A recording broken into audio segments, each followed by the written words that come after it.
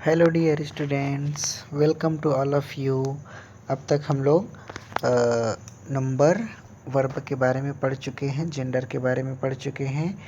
पिछली क्लास में हमने वर्ब के बारे में जाना कि वर्ब क्या होता है, कितने प्रकार के होते हैं, ठीक है। और मैंने आपको ये बताया कि वर्ब के जो 3 रूप हैं, जिसको प्रेजेंट, पास्ट और फ्यूचर के रूप में माना जाता है, उन्हें आपको लिखना है और सबको जितना भी उसमें है उसको याद करके रखने हैं। आपको वर्ब की परिभाषाएं याद रहे चाहे न रहे, ठीक है। ट्रांजिटिव वर्ब, इंट्रांजिटिव वर्ब होता है, ये पता रहे चाहे मत रहे, लेकिन जो वर्ब के 3 रूप मैंने लिखने के लिए आपको बताया है वो आपको ज़रूर याद रहने चाहिए, क्योंकि वही जो है जिसके आधार पर हम लोग आगे जैसे टेंस के बारे में पढ़ पाएंगे, ठीक है। टेंस यदि हम लोगों को पढ़ना है तो वर्ब के तीनों रूपों को जानना कंपलसरी है, उसके बिना हम लोग पढ़ ही नहीं सकेंगे टेंस को। इसीलिए आप उनको अपनी कॉपी में लिखिए और उन सभी को याद कीजिए, क्योंकि जितने सारे भी वर्ब हैं वो एकदम सेलेक्टेड टाइप का है, जो जनरली हम लोगों के लिए हमारे लाइफ में यूज़ होता है ज़्यादातर उन्हीं चीज़ों को, है ना। ऐसे देखोगे तो बहुत सारे वर्ब मिलेंगे आपको, लेकिन वो एकदम सटीक टाइप का है। आ रहे समझ में? तो आप उनको याद कीजिए अच्छे से, स्पेलिंग सहित और तीनों रूपों को। आज हम लोग देखने जा रहे हैं आर्टिकल, और आर्टिकल को हिंदी में बोलते हैं उपपद, ठीक है। देखिए, इसके डेफिनेशन पर यदि हम लोग बात करें तो ये है कि the 3 words a an and the are known as article and usually come before nouns. अंग्रेजी में 3 जो शब्द हैं, ए एन और द, ए एन और द, इन्हीं तीनों को हम लोग सम्मिलित रूप से क्या बोलते हैं? आर्टिकल बोलते हैं, ठीक है। और ये किसके पहले उपयोग में आते हैं? नाउन के पहले। ये जो शब्द है ए एन एंड द, इसको हम लोग आर्टिकल बोलते हैं, और ये नाउन या संज्ञा के पहले में आता है, यूज़ होता है। देखिए यहाँ पर ए एन और द जो है वो आर्टिकल के प्रकार नहीं हैं, ठीक है। आप इस बात पर ध्यान दीजिएगा कि ये आर्टिकल इसे कहते हैं, ये आर्टिकल के प्रकार नहीं है। अब यदि मैं इनके प्रकार पर बात करूं आर्टिकल के, तो ये 2 प्रकार के होते हैं, ठीक है। कौन कौन से? डेफिनिट आर्टिकल और इनडेफिनिट आर्टिकल, ठीक है। इनडेफिनिट आर्टिकल, देखिए डेफिनिट आर्टिकल नाम से ही स्पष्ट है, निश्चित। इस आर्टिकल में यदि हम बात करें तो इसमें निश्चित आर्टिकल, इस आर्टिकल में निश्चित बात को बताने के लिए यूज़ करते हैं, या निश्चित किसी संज्ञा को बताने के लिए उपयोग करते हैं। जैसे एग्जाम्पल में क्या दिया है? This is the boy who gave me a pen. यहाँ पर द शब्द लिखा है और द को कॉमा में लिखा गया है एग्जाम्पल में। दिस इज़ द बॉय, यह वही लड़का है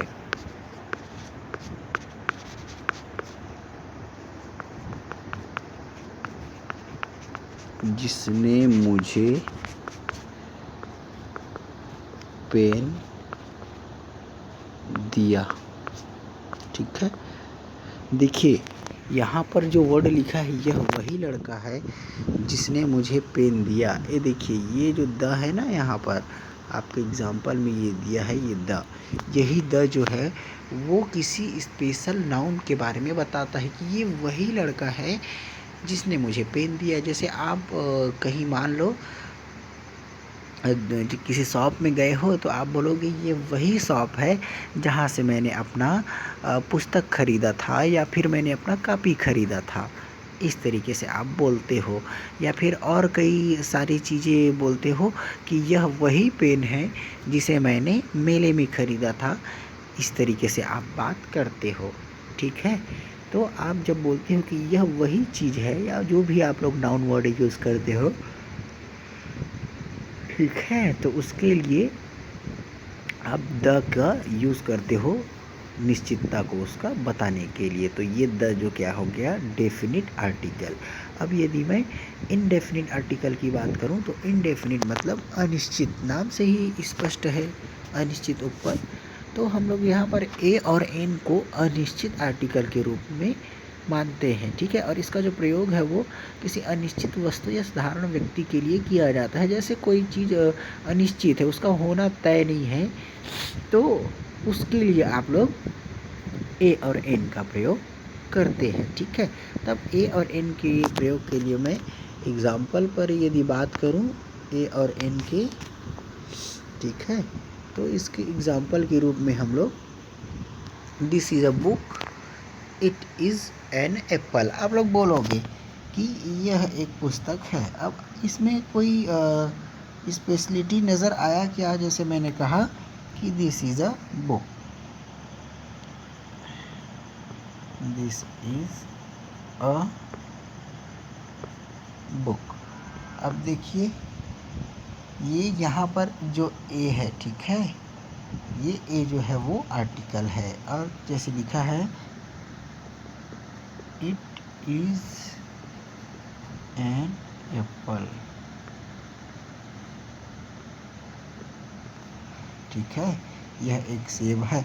अब ये बताइए मुझे, मैंने कहा कि यह एक पुस्तक है, तो किसी खास पुस्तक के बारे में पता चला क्या? नहीं चला। अगर मैंने कहा इट इज़ एन एप्पल, तो किसी खास सेब के बारे में पता चला क्या? नहीं चला, ठीक है। अर्थात वो अनिश्चित है कि ये पुस्तक है, तो उसका प्रॉपर्टीज़ या उसका स्पेशल चीज़ उसमें क्या है, ये हम लोगों को पता उसके बारे में नहीं चल रहा है बच्चों, ठीक है। तो हम लोग कहेंगे कि ये क्या है, इनडेफिनिट आर्टिकल है, ठीक है।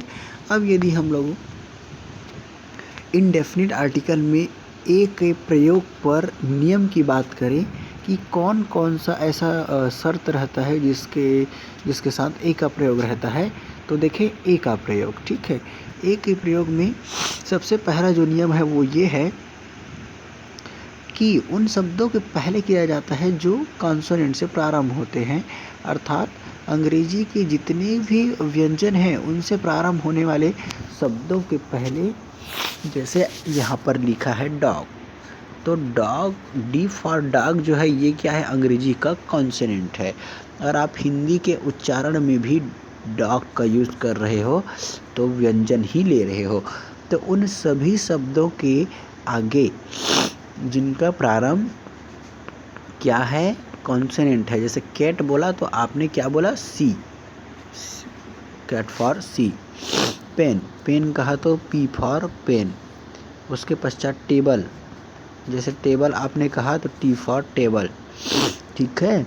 तो ऐसे ही जितने भी सारे एग्जाम्पल आएंगे जिसमें उसका उच्चारण यदि क्या होता है, कॉन्सोनेंट से होता है या प्रारंभ भी कॉन्सोनेंट से होता है, तब आप लोग कहेंगे कि यहाँ पर ए लगेगा। अब दूसरा यदि देखेंगे, ए का प्रयोग उन शब्दों के लिए किया जाता है जिनका वॉवेल, जैसे पहला जो प्रारंभ है वो क्या रहे, वॉवेल हो, लेकिन उच्चारण क्या हो, कॉन्सोनेंट के जैसे हो। जैसे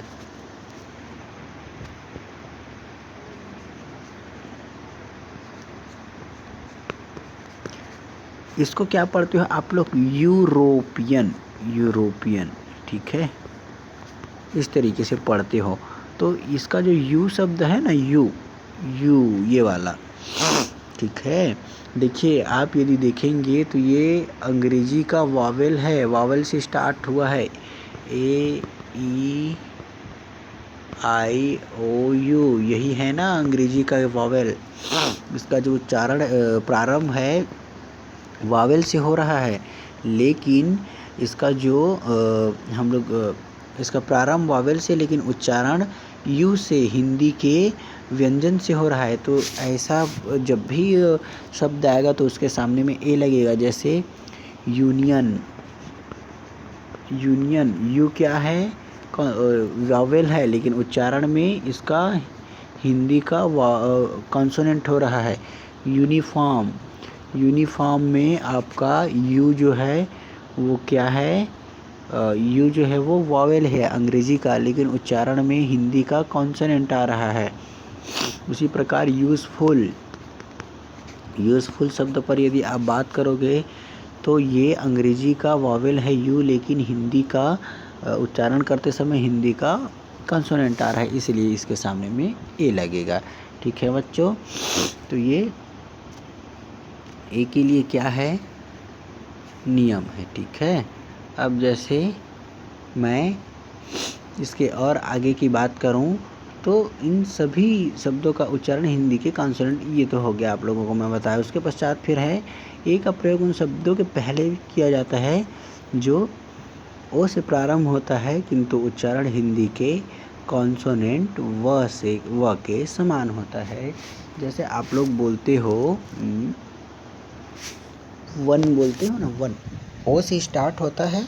ठीक है, और उसका वो तो व्यंजन है, क्या है, वॉवेल है ना, लेकिन उसका उच्चारण क्या है, आप ओ एन ई पढ़ते हो तो उसको वन बोलते हो। ठीक है, वंस है इसी तरीके से, और कई एग्जाम्पल इसके आपको मिलेंगे देखने के लिए। ठीक है, ये 3 नियम किसके लिए, ए के लिए। अब यदि मैं एन के प्रयोग पर बात करूं तो एन का प्रयोग सबसे पहले तो ये है कि जिस शब्द का जो पहला अक्षर है वो वावेल रहे और उच्चारण हिंदी के वावेल जैसा हो, तब उसके सामने में एन का प्रयोग करते हैं। कहने का मतलब वो उसका जो शब्द का पहला अक्षर अंग्रेजी का वावेल के जैसा हो और उच्चारण भी उसका हिंदी के वावेल के जैसा हो। जैसे एप्पल, तो एप्पल में आप यदि देखोगे एप्पल, तो ए जो है वो अंग्रेजी का क्या है, वॉवेल है। ठीक है, और आप बोलोगे तो ए इस तरीके से हिंदी में क्या बोलोगे, ए। ठीक है, और जब ए बोल रहे तो ये हिंदी का वॉवेल है और ये अंग्रेजी का वॉवेल है। ऐसा जब भी शब्द आएगा तो उसके सामने में एन लगेगा। जैसे एलिफेंट, एलिफेंट जो है ई क्या है,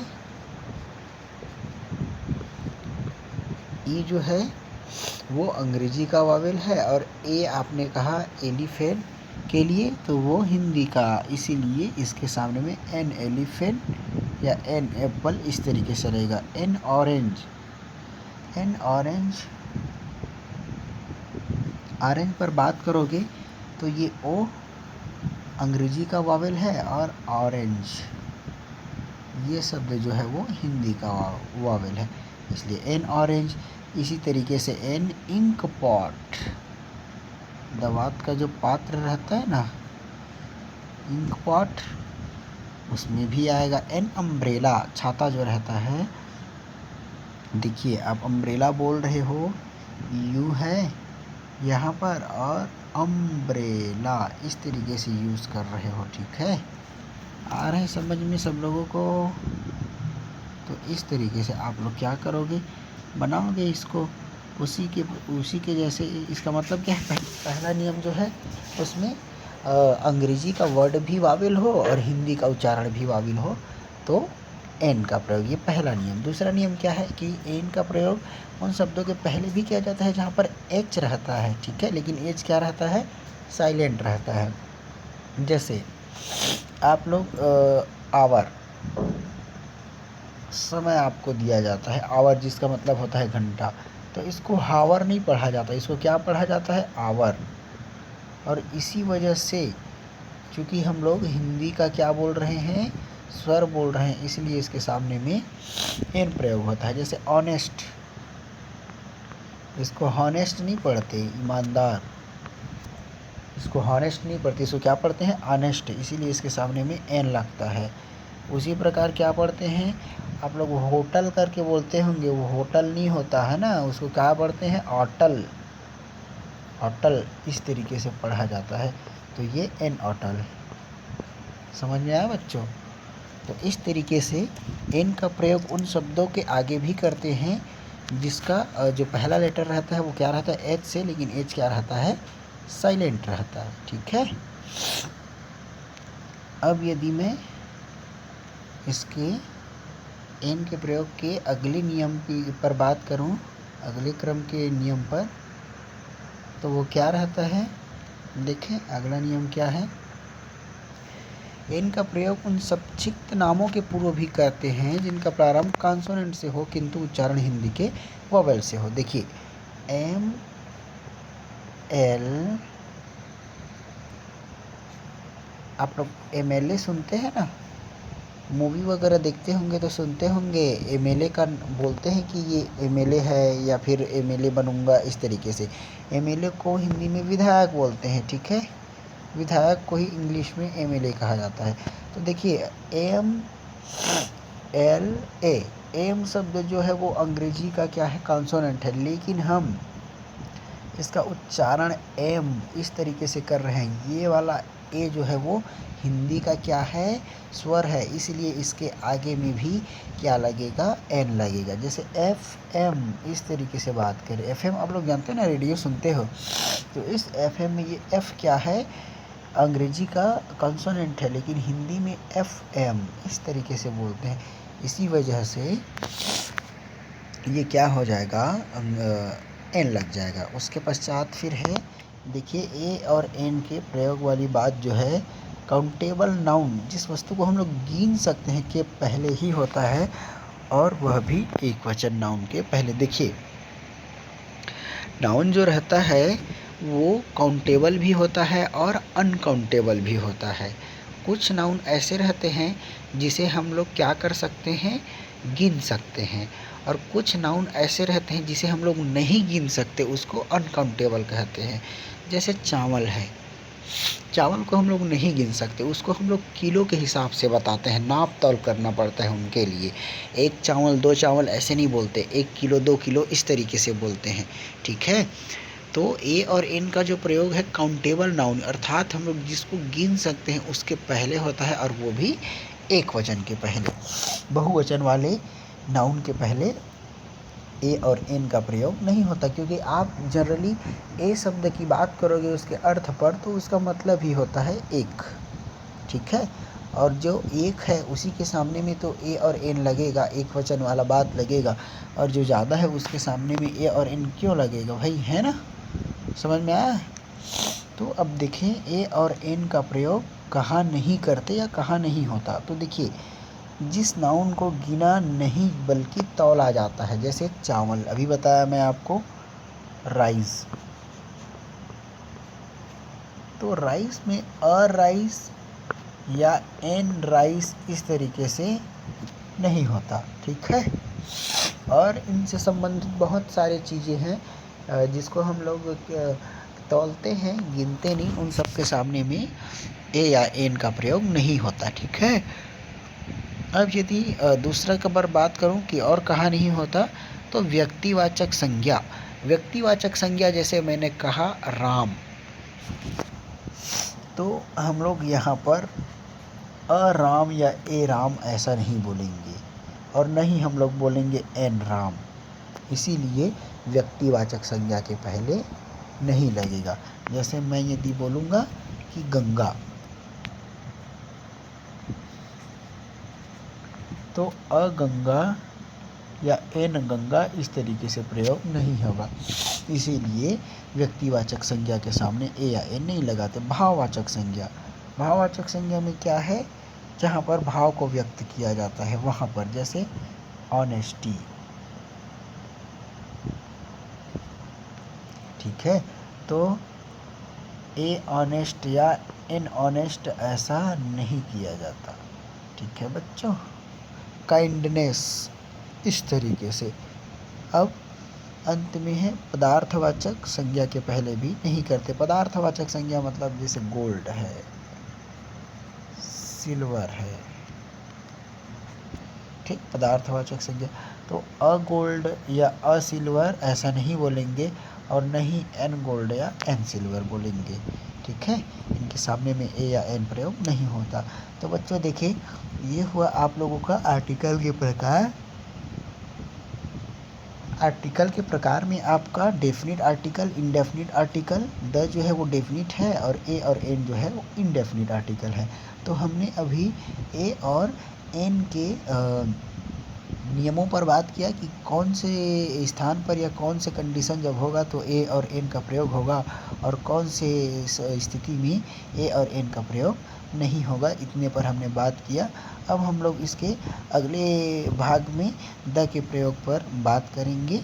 ठीक है बच्चों, अब आप लोग इनके बारे में अच्छे से समझिए, ध्यान दीजिए। जहाँ पर समझ में न आता है उनको आप बार बार पूछा ज़रूर कीजिए। ठीक है, चलिए धन्यवाद।